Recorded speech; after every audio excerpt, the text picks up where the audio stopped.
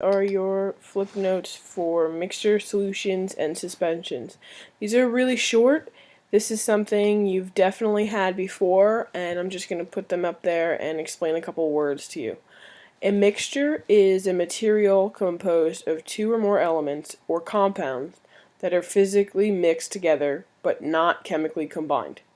So think salt and pepper. The atmosphere is a mixture, and water mixtures known as a solution or suspension.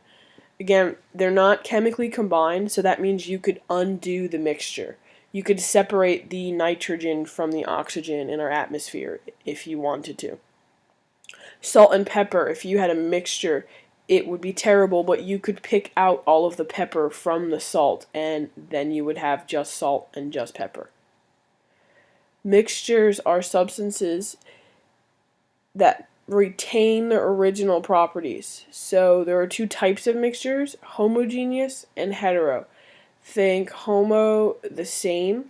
Notice here all of these are evenly distributed. So we have blue, red, blue, red, blue, red. This is even. Heterogeneous. Hetero is different. So right here there's this large area of green. We have some yellow over here. They are not evenly distributed. A solution is a mixture of two or more substances in which the molecules of the substance are evenly distributed. So an example of this would be salt water if it was dissolved. So the solute is the part that's dissolved, that's the salt. The solvent is the water. And as we said when we talked about water, water is a universal solvent. It's also known as the greatest solvent on Earth. So again, parts of a solution, the solvent is dissolved into the solute, is dissolved into the solvent to make a solution. So if we're making Kool-Aid, we have Kool-Aid powder, that's the solute. We're putting that into water, which is the solvent. When that's stirred up and dissolved, that becomes a solution.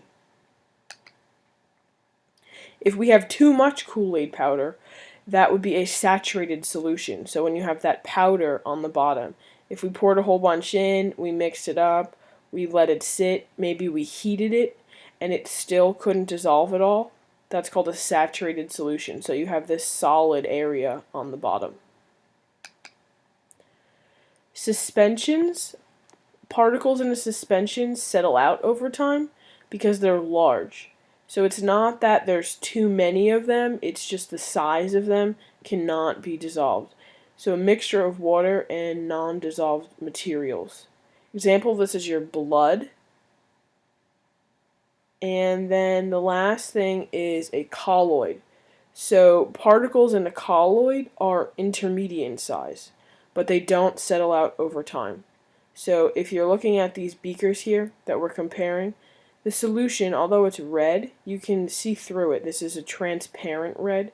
The colloid is white, so you would expect to be able to see through this, but it's solid. These particles are blocking your way from being able to see through it. So again, we can't see any solid, there's no sediment on the bottom.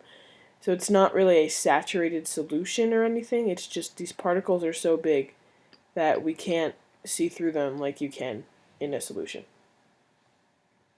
Okay, that's it.